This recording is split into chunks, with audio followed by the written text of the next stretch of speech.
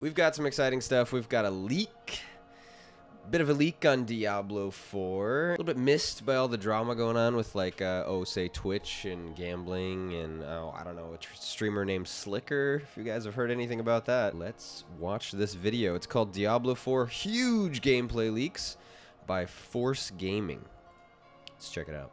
So, about an hour of Diablo 4 gameplay leaked a few days ago. This came amid those massive GTA 6 leaks and kind of got lost in the shuffle as a result. Not for me, though. I couldn't care less about GTA, but Diablo, that is my jam. So while everyone else was distracted with this GTA business, as well as a lot of Twitch drama, coincidentally, tangentially related to the world of gaming, that was also keeping... Yeah, that's what I was talking about. It kind of got brushed over. Kind of went under the radar, but now we're gonna get all the juicy tidbits. Let's go. People busy. As for me, I sat down and watched every single second of this Diablo 4 leak, all 53 total minutes or whatever it was, going through 53. Frame by frame, and oh boy, do we have some stuff to talk about. A lot of really cool things here from various gameplay systems. I'll look at the combat, how that... Hopefully the audio is balanced. Hopefully it's all good for you guys. I'm not really sure. Let me... Yeah, I'll check it. It's been shaping up. We saw like world traversal and exploration systems, gathering. Yes, there is gathering in this game, like an MMO. Oh, gathering. Okay. So Blizzard is wisening up a little bit. They know about their major competition with another major Korean game you guys might know about, Lost Ark. Yeah, Lost Ark does the gathering pretty well, and that game's been pretty successful, so I wouldn't be surprised that Diablo 4... Well, actually, I am surprised. Pleasantly surprised that Diablo 4 is going to include some gathering. They're really making this, like, actually solid competition for that game. Gotta look at some dungeons, as well as a peek at the in-game cash shop, along with their current prices, which if my conversion estimates are at all so how's accurate, the audio? It actually doesn't seem that bad. You know, in the context of it would be great if this game didn't have a cash shop and a season's pass, but that's not really likely in today's like live service environment. But we don't need to go into that shtick like every time this topic comes up. Point is seem relatively fair if my guesses are accurate, but everything, like all this stuff is I think that's better. Okay. It involves a little bit of guesswork, yes, and it is, of course, subject to change. Oh, and I should note, I will not be showing actual leaked footage here. That is not happening. It's a surefire way to get this video struck down. So we're just going to follow through now. Also, just even talking I think we've got it balanced pretty good. It poses a little bit of a risk, but generally discussing things that are already out in public, as there are articles and Reddit posts and all sorts of stuff written about the information within the leak. All of that is out there, not putting the genie back in the bottle. Anyways, we got a lot to get into, lots of interesting information here, so let's just go ahead and jump in. Generally, to set the groundwork here, the leaked footage consisted of a mix of activities. The player was running around doing various side quests, got in a couple of dungeons, did some main story quests, explored the overworld, and even spent some time in town interacting with various NPCs and vendors. So, I mean, it looks good. What do you guys think? I really think it looks good. I mean, it's pretty. It's pretty to look at. All the effects and everything, like the shadows and lighting, it looks good. So for starters, I gotta say, combat is looking fantastic. Yeah, that's what I'm saying. It sounds very weighty and impactful. Now, this was the case all the way back in 2019 when I played a very early build of the game back at the in-person BlizzCon. It looks really good. That was still a thing. And it looks to be even more fine-tuned at this point, as you would hope being 3 years later. But yeah, I'm very... Like, did you guys see that? Let me just go back a second. This, like, spinning fire snake thing? That looks sick. Like, that looks actually sick.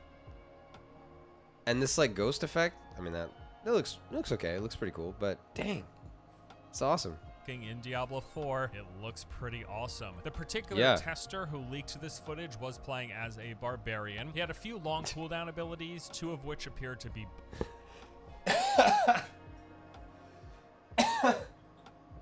I'm sorry.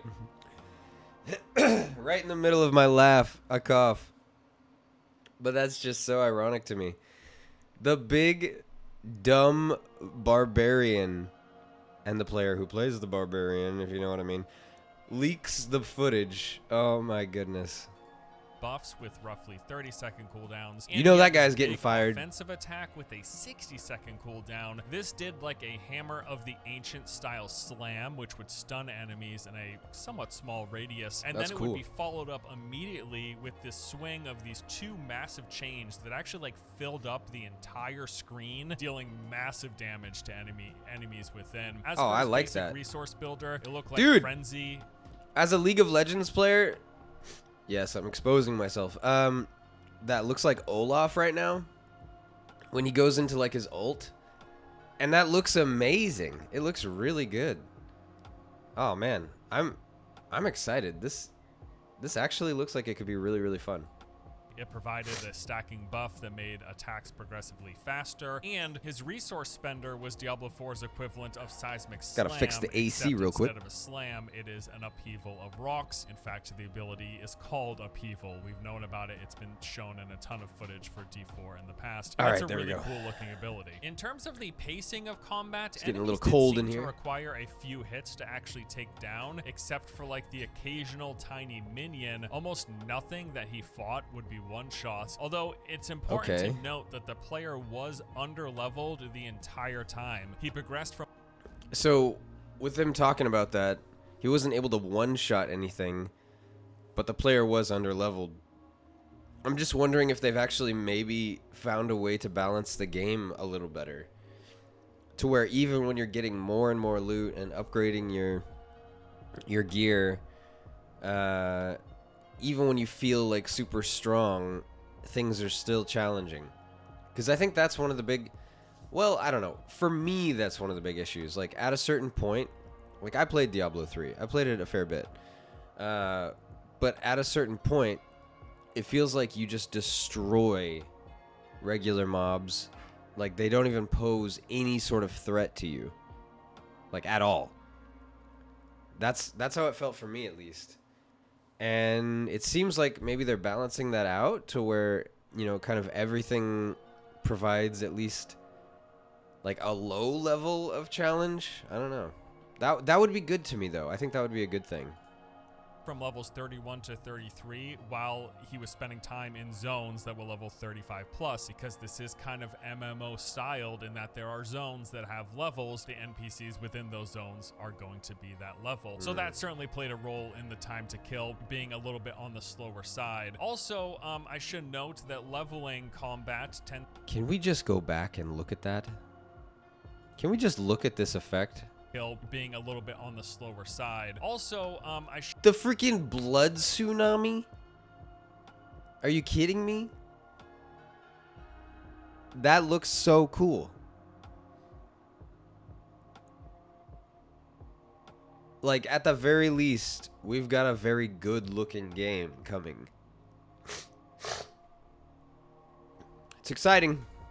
should note that leveling combat tends to be way different from end game combat in most ARPGs. I don't know if they're going to go exactly along the same lines of the sprinting at full speed, AoEing everything on the map with your entire screen filled with enemies and particle effects, like they do in Diablo 3 or Path of Exile's endgame. Either way, the footage doesn't give us any indication one way or the other. I like what we see here, at least as it pertains to how the pacing is while leveling. I kind of like it. I like the slower pace that they're showing here. It looks pretty good. Now, before we jump in to talk about the other bits of gameplay systems, the world, the exploration, I do want to touch a little bit on the UI and map, as there were some noteworthy things here. The UI was pretty straightforward. This particular tester was playing on an ultra-wide monitor, so keep that in mind. Some of the positioning stuff might change.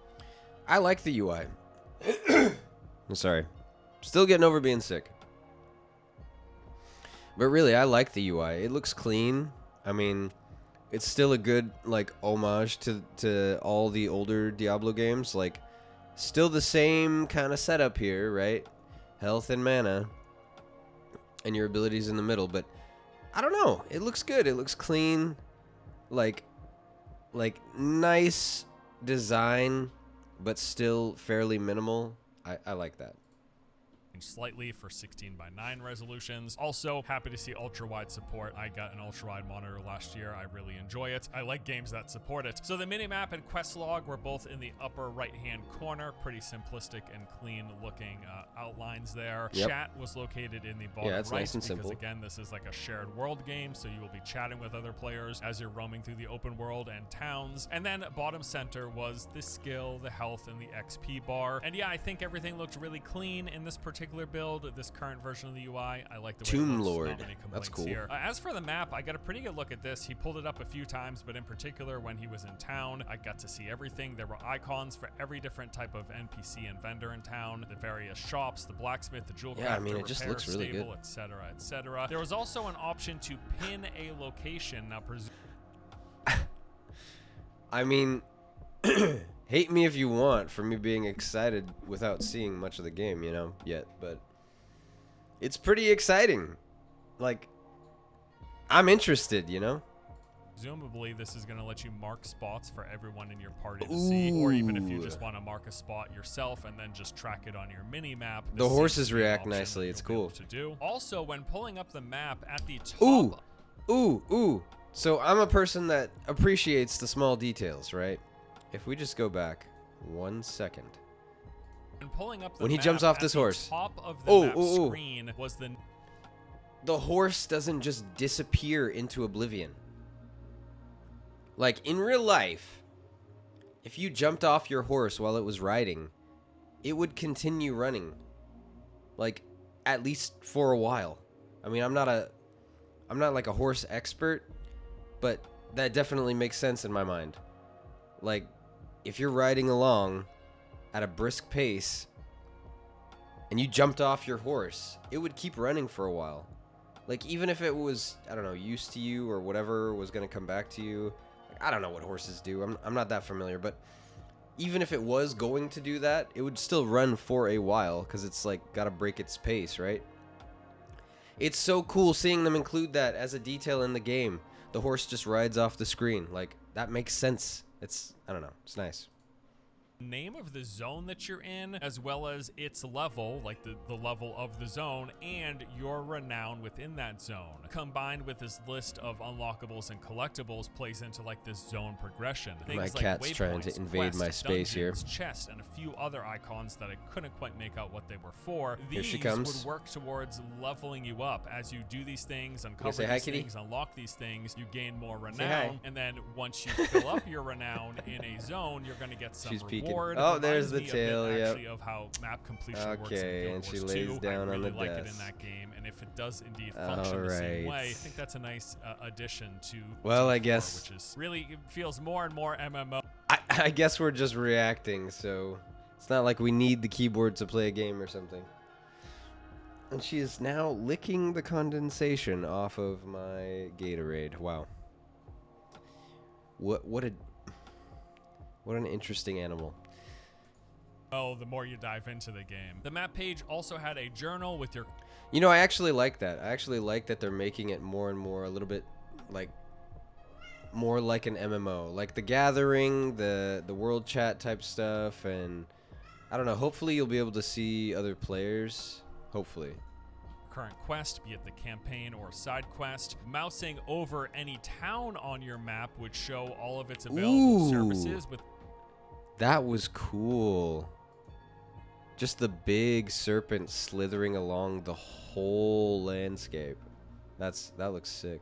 services And in with their between, little like, bones and individual stuff? icons. So That's this awesome. will likely mean that certain towns won't have everything. Like maybe there won't be an alchemist or a blacksmith in some smaller towns, but bigger towns will have all of that. You'll be able to tell what NPCs are in every location just by mousing over that particular location. And as you drag your mouse over the minimap, it will highlight the various zones with a distinct outline for the zone, as well as if you've discovered it, it'll give you the name and the level range and all of that. One more thing. It looks that is really very nice. MMO-like. There are particular regions and then particular zones within those regions, and they have level ranges. It's really like I don't know. I guess I like that. I like that system. Having regions. So like, okay, this is one main area, and then having zones within the regions, maybe for like, yeah, like levels. Like, okay, if you're here at this point in the story, you should be at like level 30 or whatever, and you know, if you continue on, you really should be at level 35 or whatever, level 40. I guess, I mean, that makes sense. Yeah, especially for a story-driven game like that. Well, they're saying this is more open world, so I don't know if that means... that kind of throws it off for me. I don't know. Let's just keep checking it out. Like an MMO. See what they have. Okay, so now I want to dive into the world stuff, and this is where we get a really lot of the cool, like an MMO, isn't it? Oh, that was the cat. Okay, so now I want to dive into the Whoa. world stuff, and this is where we get a really lot of the cool features about like the exploration and I the blame play my space cat. and things that you'll be doing and stuff like Okay, that. Kitty, The it's time to go down. Hey, fellow developers. Whoa! I want to show you how you can speed up your development using the grepper Chrome extension. So the way world, from what I saw here, looks absolutely massive. I thought we like, somehow piecing skipped a video, together but how the that was character just the ad. that I saw moving through the zone, the time it took to go from one spot to the other, and then seeing the size of the world map. Seems like this game might be quite huge. They've said as much, but you know, everyone says their game's big. It does seem large. Just from the clips we've seen, and the player just like running through open space and not really seeing much, or just running through some mobs and then running through more open space. It does seem large, but hopefully large but filled with content. Like not too much content where you're doing something literally every second. Cuz you kind of what do I mean? Like I think it's good to have a healthy balance of like, okay, exploration, enjoy the scenery, like soak in all of the level design that these developers have done to create this cool landscape. But then also, there should be things to do. Like, even if it's little stuff. Even if it's, okay, gather, and maybe it's like a gathering side quest. Or, I don't know. I know that drives some people crazy, but it doesn't bother me. Like, gather some cool materials in this area and do that gathering side quest. Or, like, hey, here's a little random, like, map mini-boss that you can fight for some extra bonus, whatever. Or it just gives, like, more gold or whatever, you know, some sort of bonus or some sort of benefit to fighting it. I don't know.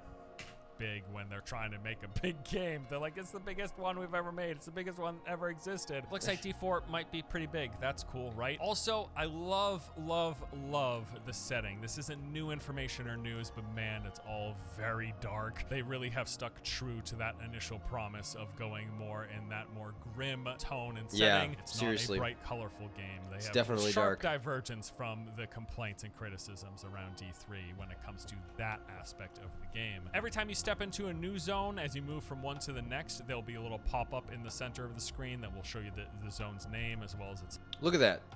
Like, even oh, it's a bright sunny day outside in the forest, but they still, like the shading and the tone, the overall, like, tone of the landscape and the creature that you get to see in the midst of it, it really makes it feel, like, dark and, like, sinister. Maybe, like, the shaping of the tree, just, like, the gnarled branches. Like, even though it's well lit up in the sun, it still looks like, ooh, this is a sketchy place.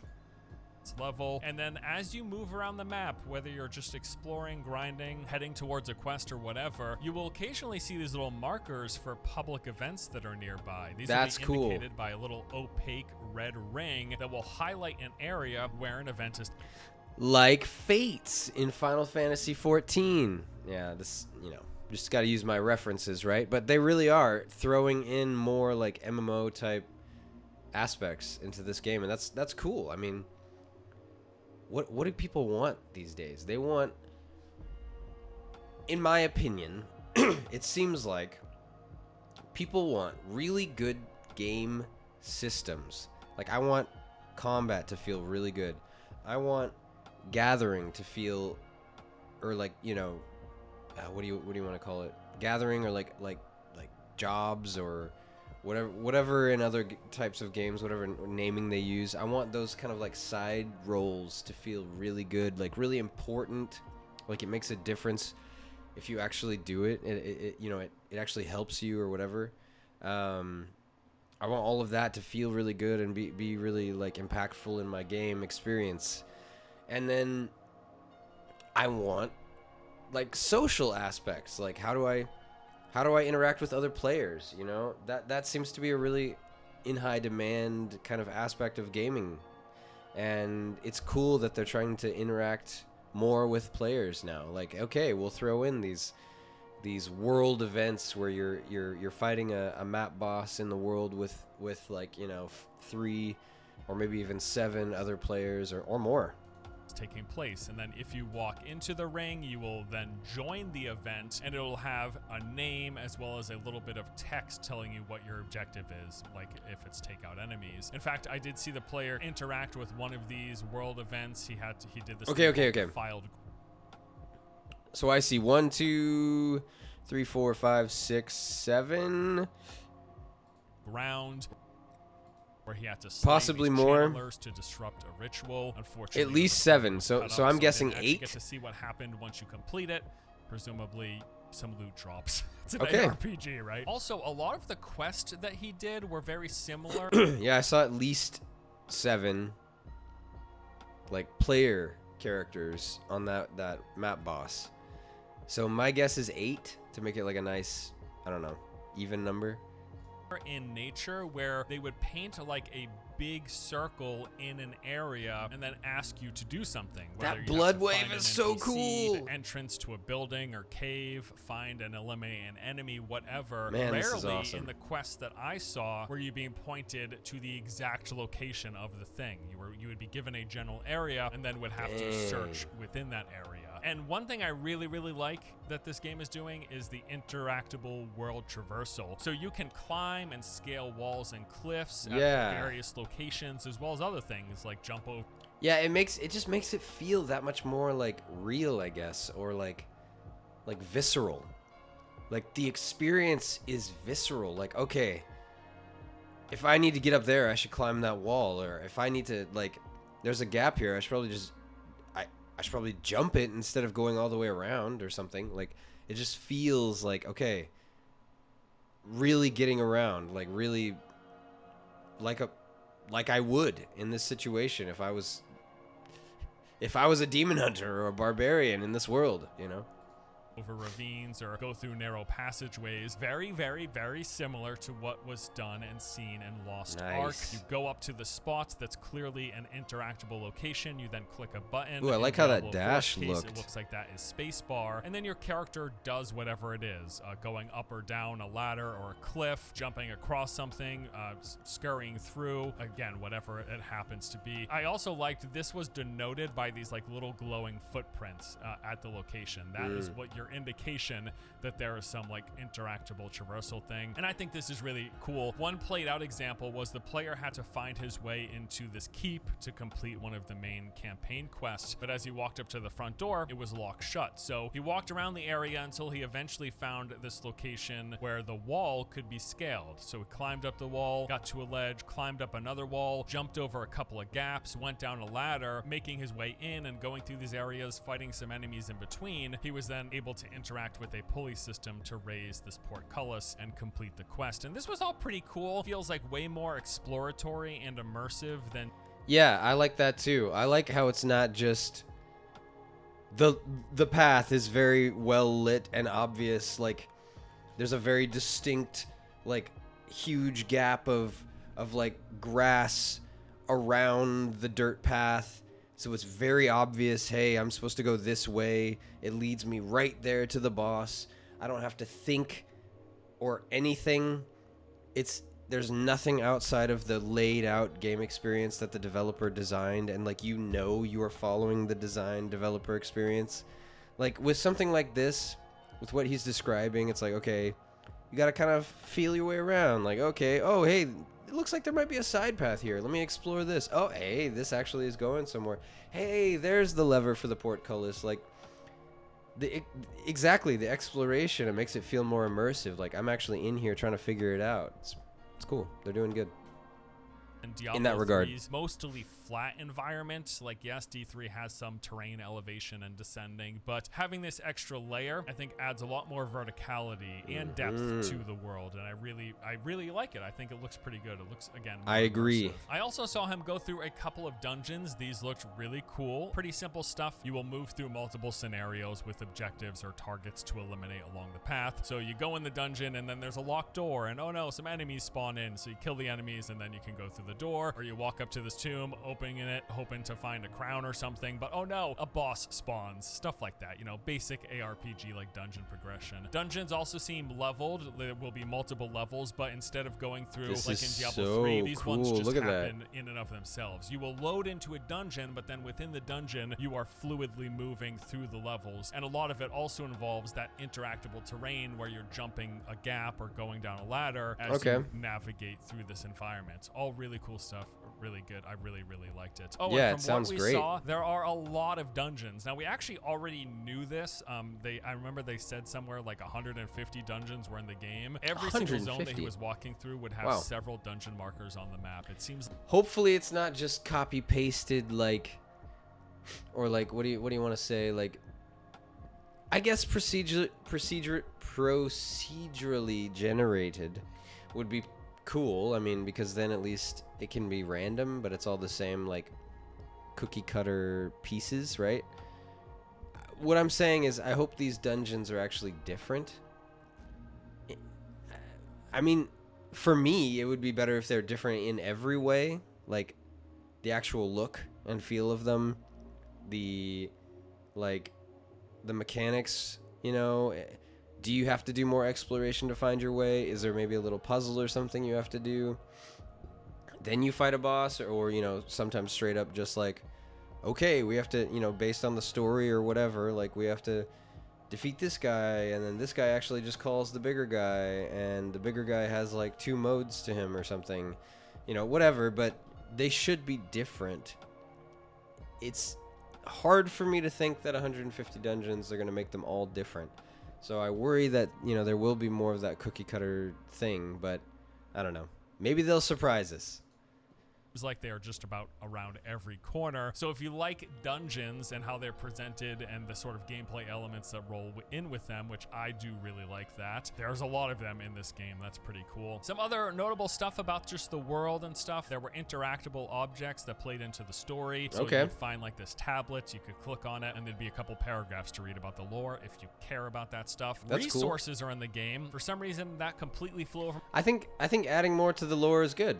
I think a lot of people can appreciate that. At the very least, we can appreciate that the developer is adding to the experience. Like, if you want to take the time, you can read this and learn more about the story. Like, that's cool. For my head, I didn't know that was a thing. But yes, there will be like herbs and ore to collect in the environment, and this plays into the game's crafting system. More MMO elements in D4 that I just, for some reason, was unaware of. And then also there were these items called Lost Caches that would reward permanent stat boost for all of your characters on a realm. So in this gameplay, the player came across one that added 2 strength, and it said 2 strength for every character of yours on this particular realm. This feels a lot just like long-term. That's big. I feel like that's big. 2 strength for every character? I don't know. That seems like a big deal. Count progression. That's cool. I don't know what the realm delineation is. I'm assuming a dividing factor between like hardcore characters or seasonal characters or normal characters. I presume that's what it is, unless realms actually mean like MMO style servers. Again, I don't know what that distinction is, but yeah, these things are like a realm-wide progression. Well, yeah, if that's what they mean, like basically like MMO servers, I mean, that makes sense. Especially if you're talking like different like physical regions in the world. Like, okay, you're on the NA servers, so this only applies to your characters on NA servers. So if you ever, I don't know, made a character to try and play with friends on East Coast or whatever, it would not apply to them. That makes sense. account-wide progression in a sense. Okay, let's jump into town because the player did spend a bit of time going in and out of town, interacting with a few NPCs, and gleaned some information. There's no other way. So there is a stable. We know that mounts are in the game. These are unlocked after completing the campaign. When he spent time in the stable, we saw there skeleton were multiple horse. tabs. There was one for the mounts themselves because there will be different mounts for you to collect. One for saddles, which look to just be cosmetic. I'm not sure if there are any stats associated with that or not. And then one for trophies, and I do believe these are just additional things you can toss on your mount. Like here's a spike with the skull of some cool boss that you defeated. Or Cosmetics, yeah. There was an NPC called the Purveyor of Curiosities. This is We like our character customization, do we not? And mount customization, do we not? Yes. Yes, we do. gambling. He sells unidentified items that you exchange these murmuring orbs for, and it was said that these orbs would be found by completing those world events that we talked about. Okay, world events. Okay, I was gonna say, Blizzard, you better be careful with orbs and gems and crests after a certain other Diablo game. About earlier. So you do world events, you get this Diablo special Immortal currency separate from the base currency of gold, and that is what is spent on the gambling at this particular NPC. There was also a weapon vendor that sold a rotating stocks of items that would be changing within a set duration of time. Blacksmith was where you could craft weapons, armor, as well as repair and salvage items. There was a scroll vendor who sold the town portal scroll, as well as the scroll that brings you back to the entrance of a dungeon, and he also sold a this is all pretty normal, which is said to be used to summon party members to your location. That sounds pretty cool. And then finally, there was an alchemist. You would go here. Wait. Summon party members to your location. That's really convenient. I like that. Upgrade your potion strength. The alchemist also had elixirs, which would give you boost to things like precision, crushing, assault. There were elemental resist elixirs, and you can also refine resources at the alchemist, your ores, herbs, and leather. Alchemist sounds like a good support, given all the buffs and debuffs or whatever. And then finally, the alchemist sold incense, these 20-minute buffs of various kinds, increasing your strength or your crit or your hit chance. That's cool. Or whatever. Progression systems. The player did level up twice during the recording. Both times, leveling awarded a single skill point. And the skill tree, which we saw, was very expansive. It was a web-style skill tree with a lot of branches. And it looked huge just from that glimpse. It's very similar to Path of Exile's skill tree. And we have seen this outside of the leaked footage. There have been examples of the skill tree. Blizzard has showcased this in some of their prior blog posts. Introducing the performance shirt, reinvented. Hello, ads. High-tech performance shirt. Also, there were weapon levels. Now, I don't know if this is barbarian specific or not. Weapon levels, interesting. Even more layers to the game. But this player improved weapon levels numerous times throughout the recording. He reached mace level 3, which awarded this passive damage boost to stunned enemies. This would be doubled whenever using maces. He reached sword rank 1, which gave bonus fury whenever hitting crowd-controlled enemies, which would be doubled when using swords. This is just like an on-use progression system. The more you use these weapons, the better you get, and the more bonuses that you get. That's cool. I don't know if this is barbarian specific or not. I'm just unaware. Okay, so now let's go ahead and talk about the in-game shop, because we did get a look at the current iteration in the Friends and Family Alpha. Okay, so the in-game shop was broken up into 2 tabs. There was the cosmetic tab as well as the palladium tab. The palladium is the name of the in-game currency. For the test, they were credited 5,000 free palladium that they could use to try out the shop, and you spend it as of now on just cosmetics. At least that's what they had in this build. That's what we want to hear. Not being able to buy gear or buying orbs or whatever you want to say, gems that empower your gear. That's good. Cosmetic only. That's good. There's gonna be more than just cosmetics, though. Cosmetic tab had some featured items. There was various sets, a different number of pieces. So the Lion of Ariat set was a full set for the Barb, which cost 2,500 palladium. Raised by Wolves was a full set for Rogues, which cost 2,500. That's a cool skin. Treasure set. This was a 3-piece set for the Druid that cost 1,500. There was also. I'm not gonna go buying any skins. That cost 700. I'm not gonna go buying any skins, but that does look pretty cool.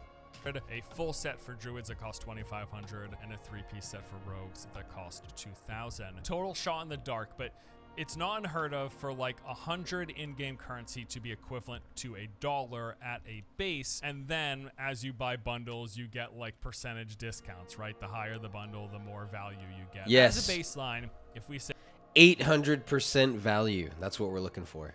$1 per 100 in-game currency, this is a guess. Okay, make that clear. This is just a guess. But if that is the conversion based on these current prices, they actually don't look that bad. If you do that, then these 2,500 full sets would go for $25 for a full cosmetic set. And no, it is a lot. It's like a third of a price of a full AAA like retail box price game. But also in the world of cosmetic skins, that is in the medium range when it comes to pricing. There are plenty of games. Medium range. Holy cow. For me, a skin should be like $5 and like $10 if it's really expensive. Like, this is crazy, $25. Holy cow. Games that sell cosmetic skins for $40, $50, $60. That is not uncommon. I know. $60? Well, for me personally, I would never buy a $60 skin. Ever. Even if I was filthy rich. It just doesn't make sense. Oh, though, a lot of caveats here. This game does have a season pass. We know that, and it is a full box price game. We know that as well. Right. So I'm not saying this is great.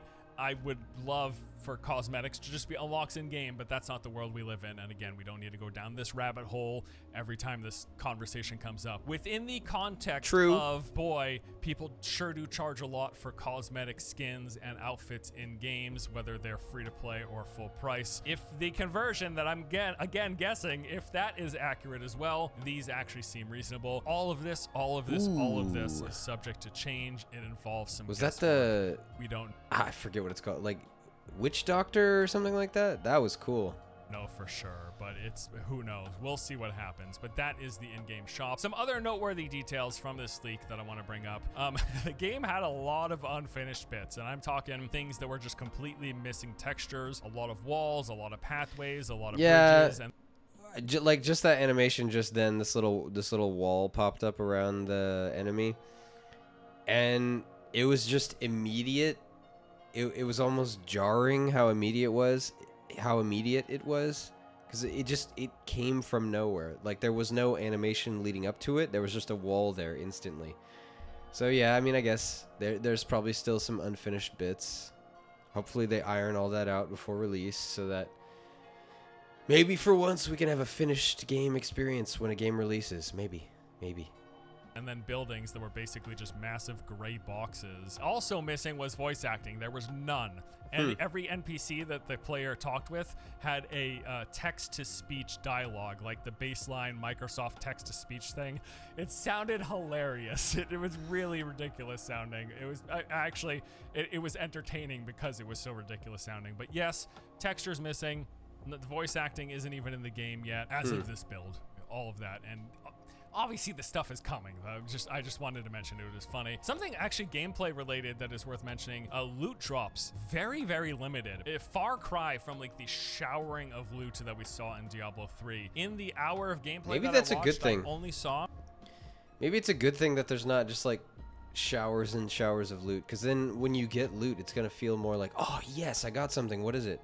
A handful of items dropped. I think it was my under opinion. 5. I'm not exaggerating. Most of that, there was like 3 pieces that came from the dungeon run that the player did. The overworld didn't drop anything at all, basically. But again, this is leveling content. Also, this is a beta or alpha or whatever it's classified as right now. True. So we won't know until full release how the loot distribution is. Also, because it's a leveling content, it's not going to look anything like the endgame. Loot will be much more plentiful when you're doing endgame stuff, of course, guarantee it. But that makes at least sense. the leveling content in the current build, loot drops are very, very rare. In an hour of gameplay, I kid you not, there were like 5 items that dropped.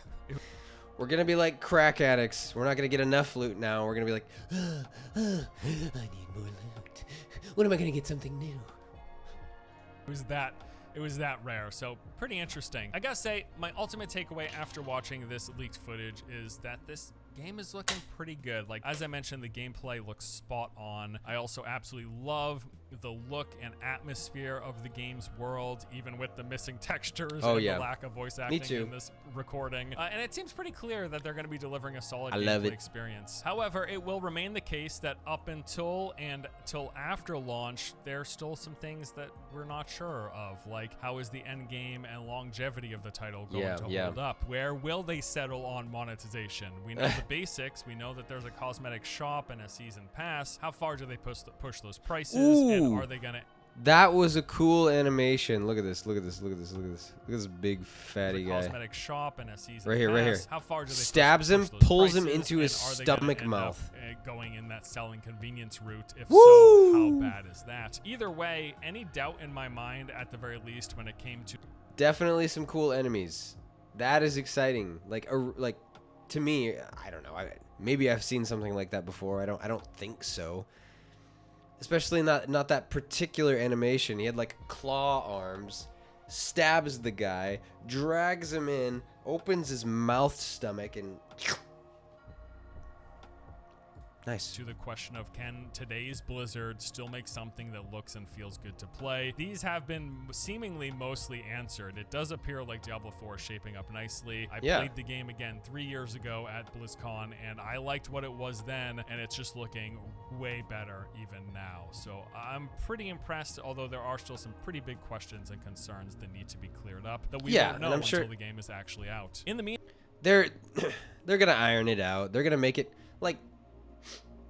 At the end of the day, even with, Activision Blizzard being like a publicly traded company, they still need to make a good game to make money. Like, it does not benefit them to make a bad game. So, yeah, it's gonna get polished. It's gonna get improved even more. So, it's gonna be interesting to see how it shapes up.